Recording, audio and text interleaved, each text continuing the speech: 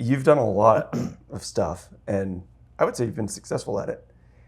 As a creative, what can you tell other creatives about understanding the financial side of it versus, I guess, like the financial, the money side? Because it seems like that's what creatives are really bad at, is money.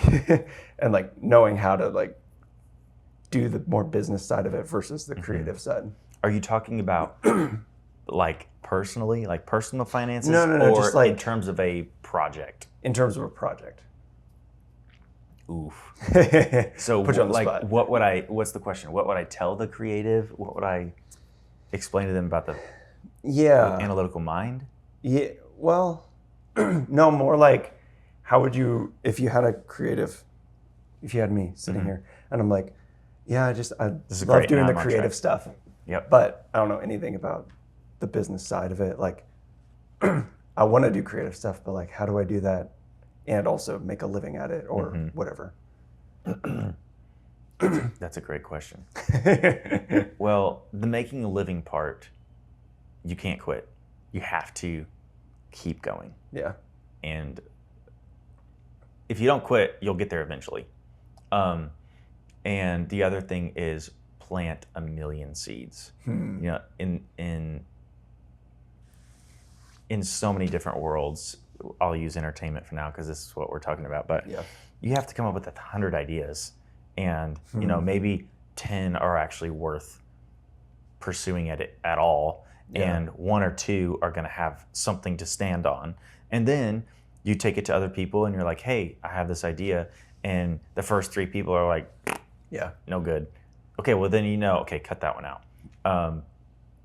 But let's run with this one idea out of the 100 that you came up with. You know, in songwriting, you don't, if you're writing an album, if you're doing it professionally, and you're writing an album with 10 tracks, you don't write 10 songs. You write 50 songs. You write 100 songs, because then you have some level of knowledge of what's good. And if you write 10 songs, you have a ranked order of what best to worst, and the worst song is making it on the album. That's funny. If you write 50 songs, you have 50 rankings of each song, and the top 10 are making it on the album. And so, plant the seeds. If you're a creative and you're wanting to make a living, you got to plant the seeds. And that's interesting. That also ties in with relationships too. Like, be outgoing. I learned in the music. I was a pretty shy kid, even in the 7 Days in Utopia days when I was 14. Like, I loved people. I've always loved people, but I was not outgoing. And then when we started touring, after the shows, you're signing, CDs when people bought CDs, and you're talking with people, and you're schmoozing the crowd, and you're, hey, like, we're going to be back here in 3 months. You should come to our show at this venue. And because that's really, you're selling yourself. You got to know how to sell yourself. And so that's like, be a people person. And I don't want to say like, network, because I hate networking. I hate schmoozing. Like, that's all me-centered. If you're me-centered, people are going to read through that. And it's not like, if you're doing it for you, then find something better to do. That's something outside of yourself. But if you're a people person and you love people, like, be that person. Become a people person. Become a person who loves people, and just connect with fellow creatives. Encourage people. Cheer other people on. This is this is kind of a shotgun approach, but it's it's planting a million seeds, meeting a million people. And eventually, someone's going to say, hey, remember that guy we met 6 months ago? He said he had this expertise. Let's pull him in on this project. And I'll tell you a story. Again, I don't know if this is exactly your question, but in terms of making it as an artist. A guy I know really well was looking for a job. He's in a big city with lots of creative things going on. And he had a lot of friends in the creative industry. But for whatever reason, and he's very good at what he does, but for whatever reason, he just wasn't getting calls. And And so he had lived in this city for like 8 to 10 months, and he just wasn't really getting traction. And but he didn't quit, and he kept showing up. He kept loving people. He kept being a people person, and he kept showing up. Just checking in with people, making sure they're good, just being a human being. Yeah. And about 10 months after moving to the city, he gets a call from one of his friends who recommended him to one of his friends who was friends with another friend. It was like this whole triangle of network. And so when the one guy who didn't know my friend said like, hey, what about this guy? All of the other people in the room were like, yes, he's amazing. He's really good. And so the guy that didn't know my friend was like, oh yes, let's hire him. Like, bring him on board. And so he came on board. Interesting. Worked for 6 weeks on this creative project. It was a marketing deal. They worked for 6 weeks. Everyone on the team loved him. The 2 different companies involved got in a bidding war over him, and the rest is history. I mean, everybody's, after he was given the opportunity to prove himself, he did it. Now, he was ready to prove himself. Yeah. He was good at his craft.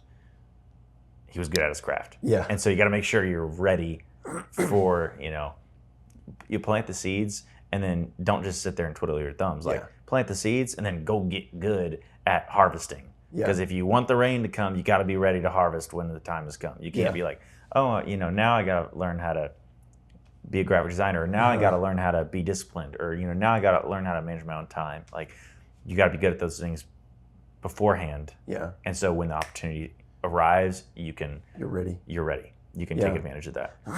That's interesting, because if you're making 50 songs and only 10 make it on an album, I feel like you have to kind of have an open hand.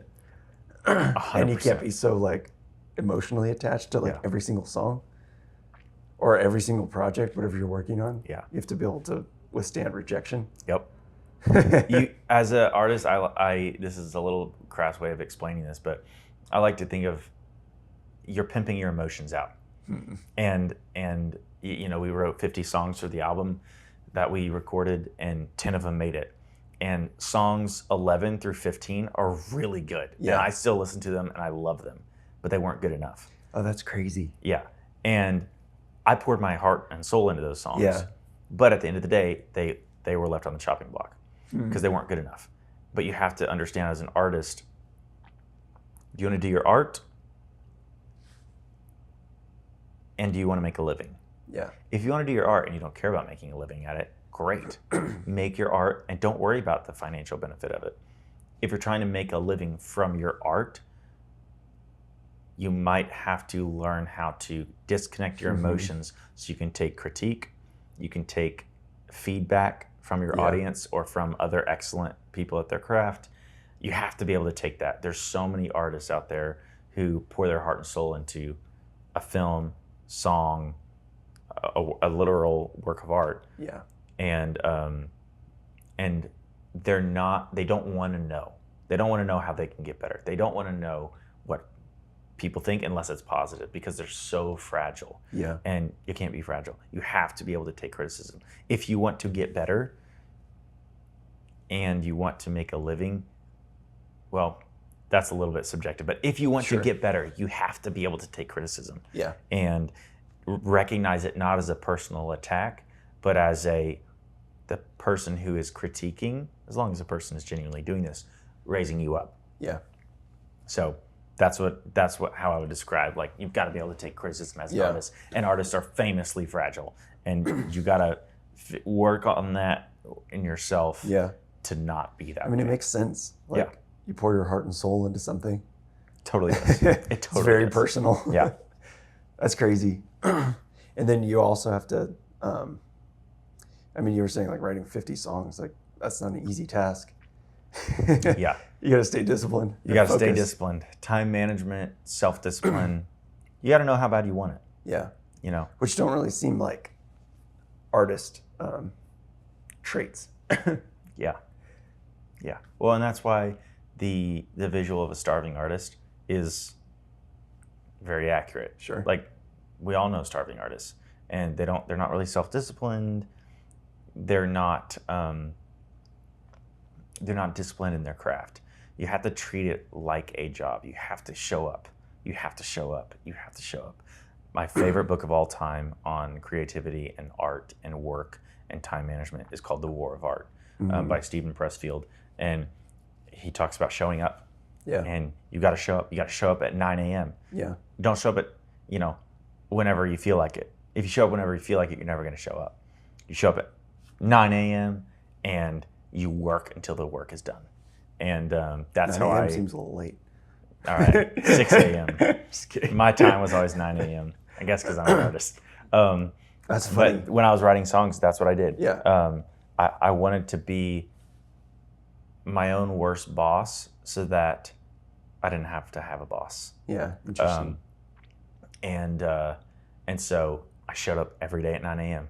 and that was my start time, and I worked until the work was done. Sometimes that was 6 o'clock in the evening. Sometimes that was 11 o'clock in the evening.